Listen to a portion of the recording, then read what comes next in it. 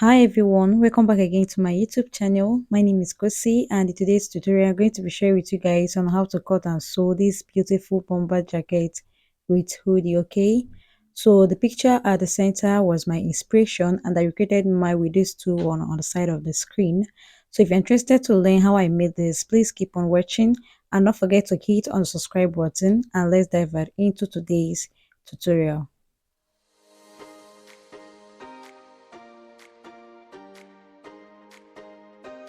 Welcome back guys. So my fabric is on a fold and I want to cut the back piece first. So what I'm going to do is to first make a straight line here to serve as my starting line. After that, divide your shoulder circumference by 2, okay, and include extra 1.5 inch, okay, because it needs to drop. All right, so once you're through with that, you're going to determine your armhole depth. Just mark your normal armhole depth and include extra 1 inch. My normal armhole depth is 7.5 plus 1 inch will give me 8.5. I marked it and I repeated the same thing on this side. Rule out a straight line this way using those points you marked. Okay, so come down by half an inch for your shoulder slope, and for your neck width, mark 4 inch for your neck width or 4.5 inch. For me, I marked 4 inch and I connected my shoulder slope. Okay, so I made a little curve here for my armhole, not a regular curve, just make a little curve. So I measured it and I have around 8.5 inch there, which is very okay.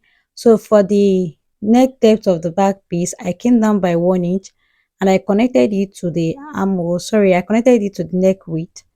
All right, and from the shoulder I came down by 15 inch for the waistline and I extended the chest line across. Once I'm done with that, I'm going to include my normal bust circumference. Okay, just mark quarter of your bust circumference and add extra 2.5 inch. Okay, so measure what you have there. In total it was 11 inch for me, so I marked the same 11 inch on this side. I'll use my ruler to connect the two dots, okay? So once I'm through with that, I'll measure the length I have here, and what I have here is 22 inch. I'll go ahead and cut it out, okay? After cutting, I'll cut the front piece. All right. So guys, for the front piece, I already drew a straight line across here, and this is my zip allowance because the front will have a zipper, okay? So this is my zip allowance of 1 inch. So I'll just place the back piece, go ahead and trim the side, the armhole and the shoulder part. So once I'm through with that, I'm going to determine the neck depth of my front piece. So the neck depth of my front piece, I marked 3.5 for it. So I just connect it to the neck width, okay? I'll go ahead and connect to the neck width. This is a round neckline, okay? So after that, I cut it out. After cutting, I'm going to slash the zip allowance side, then notch as well, okay? You're going to notch the upper part, notch the downside as well. Repeat the same thing on the center back, okay? Just like this, go ahead and notch. So once I'm through with that, I'll keep it aside and I'll work on the sleeve, okay? My fabric is on a fold, so I had to fold it again. I have a fold of 4 here.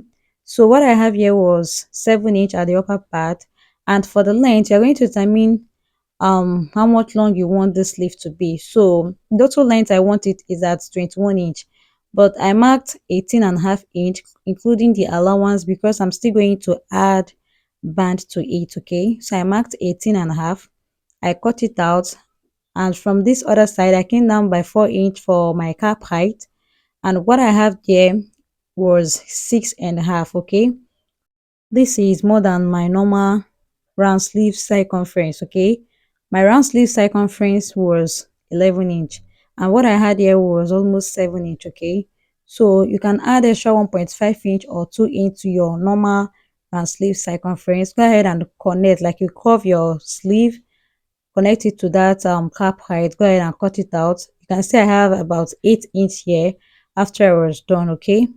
So what I'm going to do next is to go ahead and start the sewing. So place your back piece and also place the front piece right side facing each other. Go ahead and stitch the shoulder with half an inch.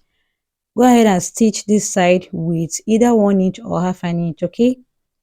So after I was done with that, I had to trim the both shoulder, trim it out a little bit.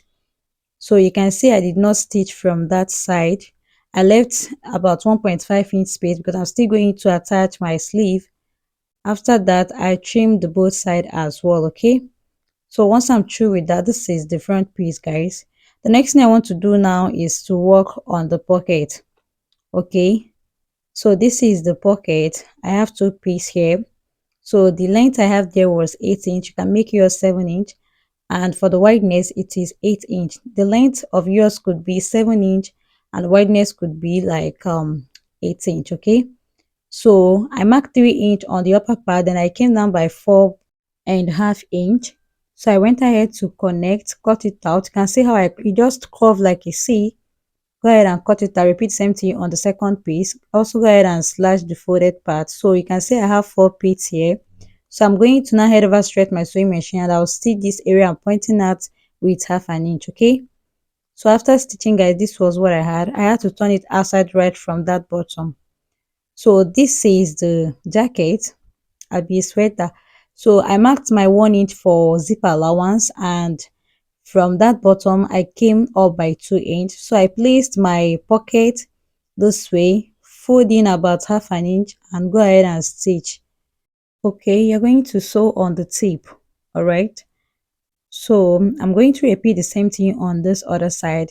From the bottom, come up by 2 inch, then mark your 1 inch for your zip allowance. Place your pocket this way, then go ahead and stitch. After stitching, guys, this was what I had. Can you see? So the next thing I want to do now is to take the measurement I have at that bottom. So from the zip allowance side, I'm going to measure from there to the other end. So what I got was 44 inches, as you can see. So I'm going to now keep it aside, then I'll work on the band. So I have this plain black here. It's a kind of stretchy, like not too stretchy, but it stretches, okay? So use any fabric that stretches, okay? So I'm going to measure what I have there. I had about 27 inch, and for the band I have about 6 inch there and 6 inch on this other side. This includes the allowance. So the band is 6 inch. Let's just say it's 5.5 because I'm still going to use the half an inch for the joining, okay? So 6 plus 6 should give us like 12 inch. 12 plus the 27 inch should give us about 39 inch, okay? So if you minus the half an inch for stitching allowance on both sides, that is 1 inch, you will have about 28 inch left. That means I subtracted about 4 to 5 inch from my band, okay? So anything you got from that bottom, like after measuring the waistline, anything you have there, go ahead and subtract like 5 inch, okay? And join your Ankara band on both sides of the plain band. Do you get what I'm saying? You can see how I joined mine. So the next thing I want to do now is to stitch on the upper part, okay? To avoid it shifting, I've gone ahead to stitch, and you can see I have my plain black in one place. Can you see? So the next thing I want to do now is to attach it to the bottom, okay? So I'm going to attach it this way. I will sew with half an inch. Please, as you are sewing, ensure you stretch it very well, like the plain material you are using, ensure you stretch it very well, okay? So after stretching, guys, you can see I have this gather effect at the bottom, okay? This how the front looks like, okay? And this how the back looks like. You can see the gather effect there. So the next thing I want to do now is to work on the sleeve. I've gone ahead to cut the sleeve, and for the length I have 3.5. For the wideness I have about 7 inches, okay? So go ahead and measure what you have here on this area. If you measure it, go ahead and cut the exact measurement you have on that side, okay? You can see what I have here. You can see there's no excess, actually, like there's no excess, but you can add half an inch for your joining. That is if you want, okay? So go ahead and fold it up this way. All right, you fold it again, go ahead and stitch with 1/4 inch, okay? So I've gone ahead to stitch mine with 1/4 inch, and after stitching you can see what I have here. All right, and also have gone ahead to sew the both side of the sleeve with half an inch. So I turned it outside right. So just look at how I'm going to fix this, okay? Look at how I'm going to fix this. So for the band, you're going to turn your band on the wrong side, like you're going to turn the band on the wrong side while the sleeve on the right side. All right, so go ahead and merge the both seam. Make sure the both seam aligns. Can you see what I'm doing here?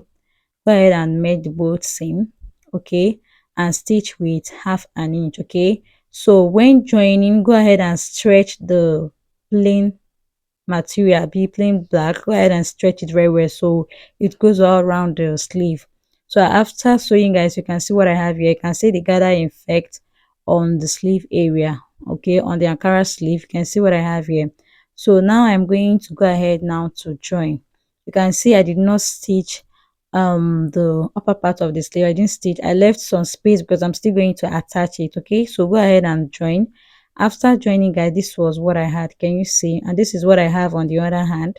The next thing I want to do now is to work on the neckline, okay. So go ahead and fold in your zip allowance. My zip allowance, remember, it was 1 inch, so I folded in the 1 inch, then I had to hold it this way, okay.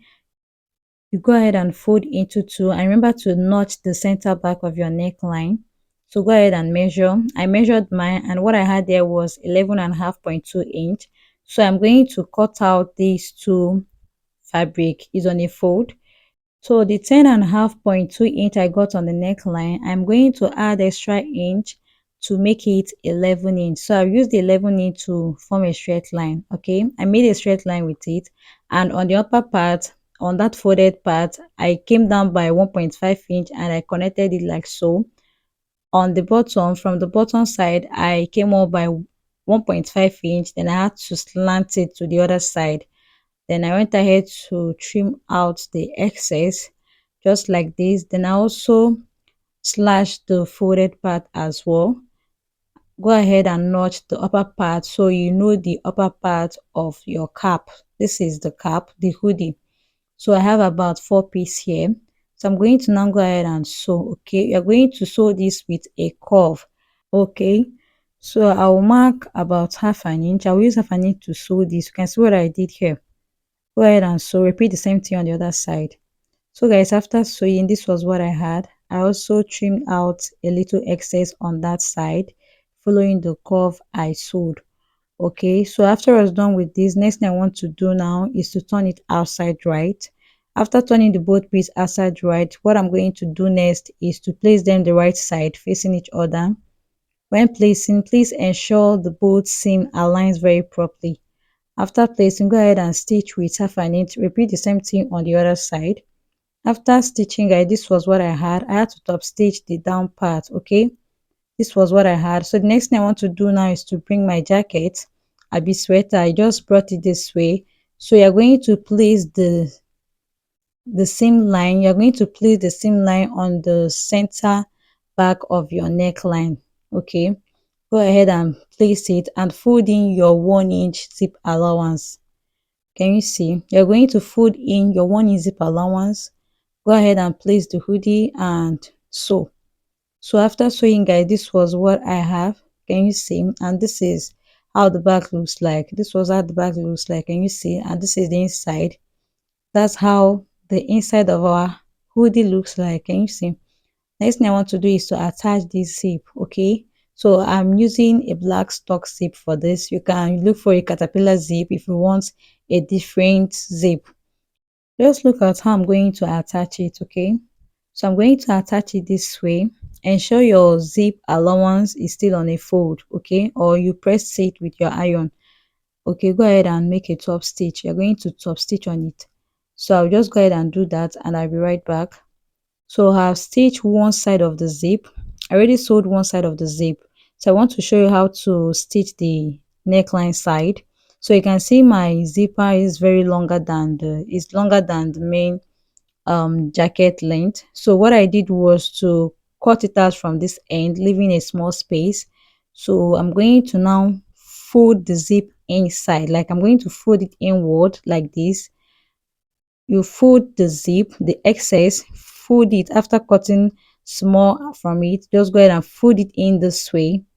You can hold it with your pin, then head over straight your sewing machine and top stitch.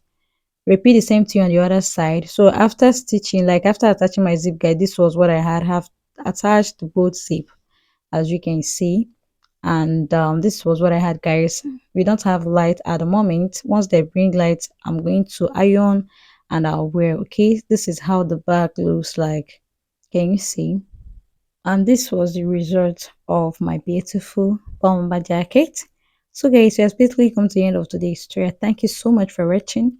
You can see my zip is a little bit open. You can decide to close it if you want, like you lock it if you want. Okay, so for this pocket you can see it's somehow high. I'm going to reduce the high later. That's why I say you should make use of about 7 inch or 6.5 inch for your pocket length and leave the wideness at 8 inch exactly. Okay, thank you so much for watching. If you love this video, kindly hit on the subscribe button. Don't forget to turn on your notification bell so you'll be notified anytime I upload new video. Thank you so much and bye.